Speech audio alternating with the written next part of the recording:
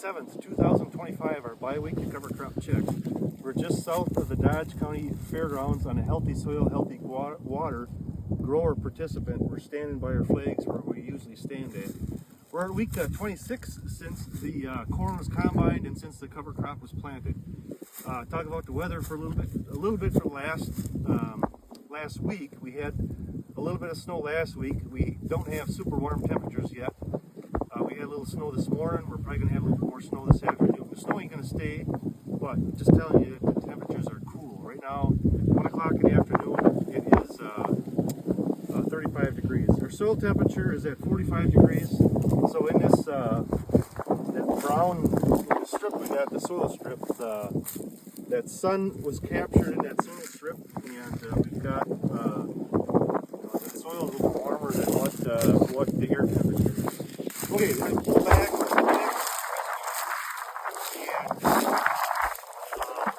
is our strip right here. We can see a lot more greener looking rye. In between the strip, in between the two corn rows, we just don't have much rye. And looking at some of this rye, the seeds just didn't get very deep into the ground. This right here germinated, it's growing. I did not pull this one out, and I just got residue off to the side. We can see that seed is there, so the seed itself just never really got into the soil very well. We can see the drill row lines. There's a line here. These two are disrupted from that strip that was made, so they planted the rye and then they did the strip. And then there's another one over here that we can kind of visualize. Like right here is another one. So, and in the time frame of when they made that strip, that residue that was in this area, 5-6 inch area, it got pushed off to the sides. So they ended up putting more residue in this distance, this short distance. So this grower has not stripped in the fall before, but this year he stripped, and we're going to plant right onto the strip with 30-inch beans. But we increased our residue, and we drastically, I would say, we decreased our amount of rye plants that we have compared to other years. That's right. I took a scoop. And you see here, it's like white.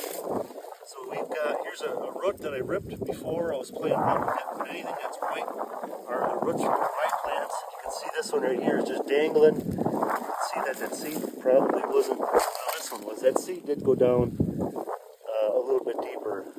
And this is how that soil is just breaking apart, crumbly. Chocolate cake, you can see that. Anything with some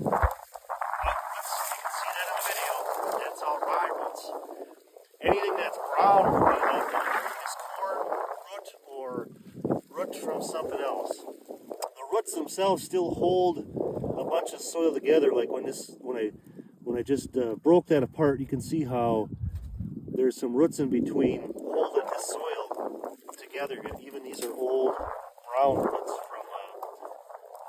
from past years. Look at that, see how it's see it on the video, but you can see that the root themselves is still just holding some of that soil together. We're going to shoot a video going down the cornfield. When it showed up again, we just didn't, I was hoping I was going to see more green than what I see, but the last 2 weeks has been cold, and we can see there is some growth up above the ground, but there's a whole bunch of growth and life that's going on below the ground.